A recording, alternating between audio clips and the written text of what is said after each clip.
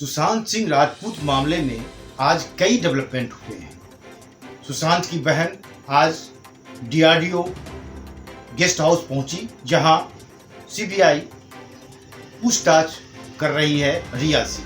रिया का सुशांत की बहन मीटू से सामना हुआ और उस दौरान जो कुछ हुआ वो सब आपको बताया जा रहा है। मीटू जैसे ही वहां पहुंची, रिया अपने को कंफर्टेबल महसूस नहीं कर रही थी। रिया और उसका पूरा गैंग पूरी तरह से विचलित दिखा और उसके बाद एक एक करके सवाल पूछे गए और हर सवाल के जवाब रिया और उसके गैंग ने अलग अलग दिए।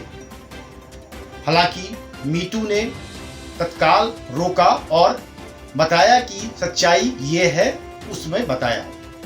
रिया पर शक लगातार गहरा रहा है। मानसिक रोगी घोषित करने की थ्योरी भी उसकी वहां फेल कर दी मीटू ने। ड्रग के खेल में सुवेद लोहिया का नाम भी जुड़ा। रिया कर रही थी सुवेद की एसयूवी कार इस्तेमाल, इसका भी खुलासा हुआ। सुशांत सिंह राजपूत मौत के मामले में जैसे जैसे जांच आगे बढ़ रही है, नए नए चौंकाने वाले खुलासे हो रहे हैं। सोमवार को भी कई ऐसे चौंकाने वाले खुलासे हुए हैं जो आरोपियों द्वारा सुशांत सिंह राजपूत को मानसिक रोगी घोषित करने की थ्योरी को बिल्कुल झुठला देते हैं। सुशांत न तो मानसिक रूप से परेशान थे और न ही उनके पास काम की कोई कमी थी। जांच की परतें जैसे जैसे खुल रही हैं, उसमें वो सारे सच सामने आ रहे हैं जिन जिन पर सिद्धार्थ पिठानी, नीरज, दीपेश, केशव व रिया ने पर्दा डालने की कोशिश की। सच सामने आने के इस खेल में कई नए किरदारों की भी एंट्री हो रही है, जिससे सुशांत मौत में ड्रग के एंगल की साफ तौर पर भूमिका दिख रही है। सोमवार को हुई पूछताछ का सच जब सामने आया, तब और भी कई चौंकाने वाले खुलासे सामने आए, क्योंकि सोमवार को न केवल रिया चक्रवर्ती बल्कि ड्रग सप्लायर गौरव आर्या के अलावा सुशांत सिंह राजपूत की बहन मीतू भी पूछताछ के दौरान मौजूद रही, जो 12 जून तक सुशांत के घर पर ही रही थी। वह उस वक्त यह कहकर गई थी कि उसे बच्चों की याद आ रही है, इसलिए वह जा रही है और बहुत जल्द लौट के आएगी, या फिर सुशांत 2-4 दिन तक अपने यहाँ आ जाओ। सुशांत ने बहन को आश्वस्त किया था कि हाँ, मैं आपके घर आऊंगा।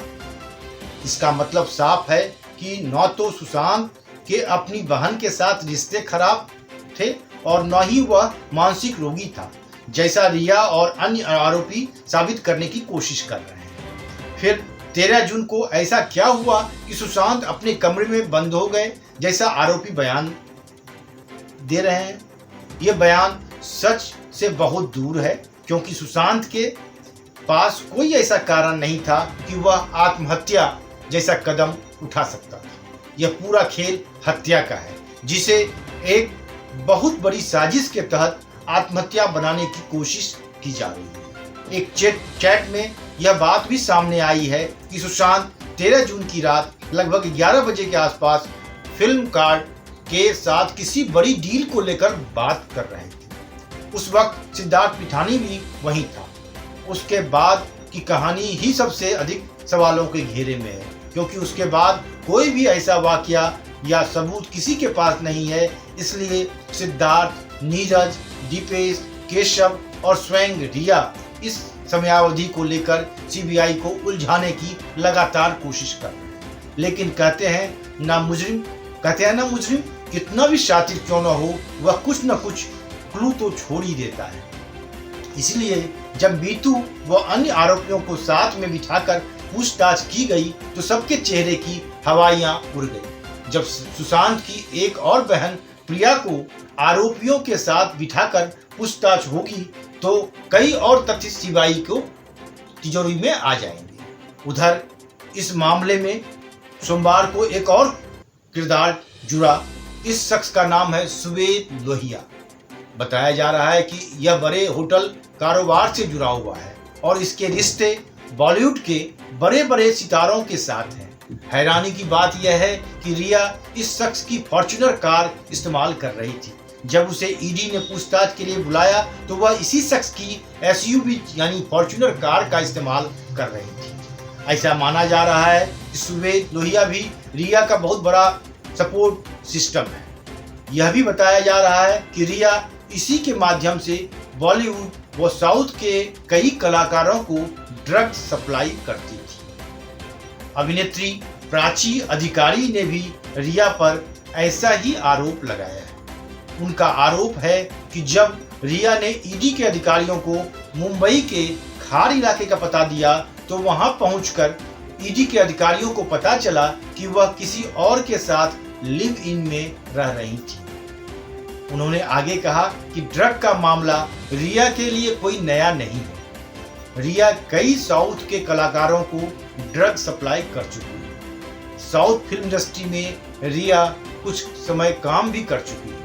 प्राची द्वारा लगाए गए आरोपों के बाद भी बहुत बड़े सवाल खड़े हो रहे हैं। इस बीच खबर है कि और साक्ष्य भी मिले हैं कि एनसीबी ने भी क्रिमिनल केस दर्ज कर लिया है, जिससे रिया पर शिकंजा कसने का खतरा और बढ़ गया है।